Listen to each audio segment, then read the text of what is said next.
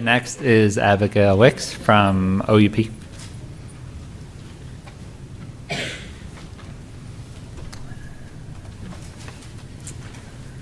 Hi everyone, my name's Abigail Wicks and I'm a librarian working in scholarly publishing at Oxford University Press. I didn't expect to land in scholarly publishing when I decided to go to library school. It was 2008. I was working in a bookstore and I realized that I liked almost everything about my job except some of the retail aspects, and I wasn't thriving in New York City, which I don't blame New York City for. Go Mets. So on to the School of Information and Library Science at UNC Chapel Hill, go Heels, where I focused my studies on the institutional knowledge management and the organization of information.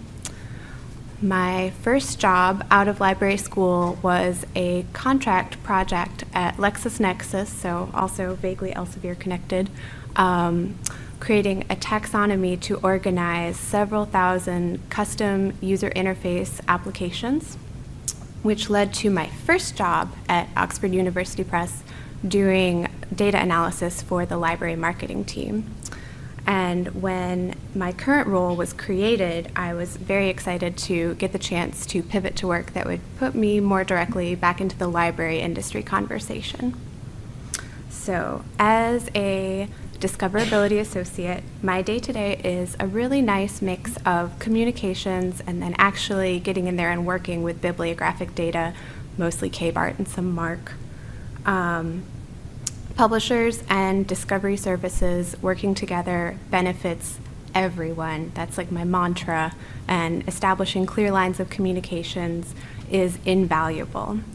This allows discovery services to get in touch with me directly as opposed to any number of OUP teams that might be discovery adjacent.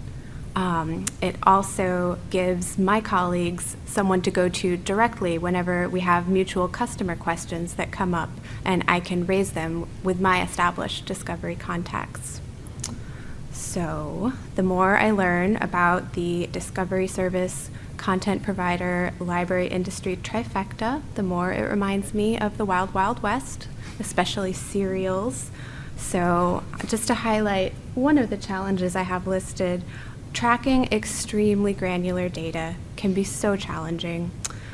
I've learned that abstracting and indexing services can be managed by government agencies, private companies, scholarly societies, library consortium, or enormous discovery vendors who may also host these independently run ANI services alongside hundreds of other proprietary indexing databases.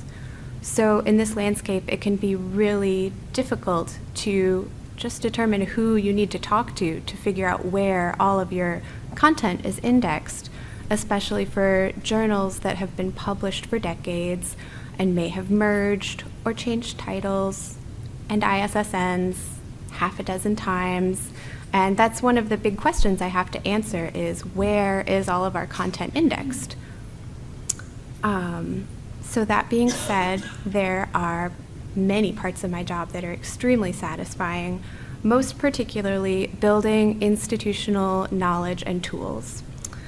As you all know, discovery and library industry jargon is full of acronyms and products that have changed names and/or ownership, identifiers of varying purposes and reliability, and library customers who are fluent in libraryese but need to communicate their needs to publishers who may not be. So I'm the translator. I love helping unpack tricky questions and then also just building up internal tools and resources that help my colleagues learn how to understand customer discovery needs. Collaboration opportunities are also a really nice part of my job. Again, because discovery is so adjacent to so many parts of the business, I get the chance to work with a lot of different teams, and there's just always really interesting learning experiences that come through that collaboration. And then interesting industry conversations like this. I like to feel like I'm in the room where it happens, or at least in a room where some cool things are happening. So with that in mind, I want to say thank you so much for the opportunity to share my experience. and be part of this conversation. So come find me if you have questions or ideas or perspective to share on how publishers can make life a little easier for libraries. Thank you.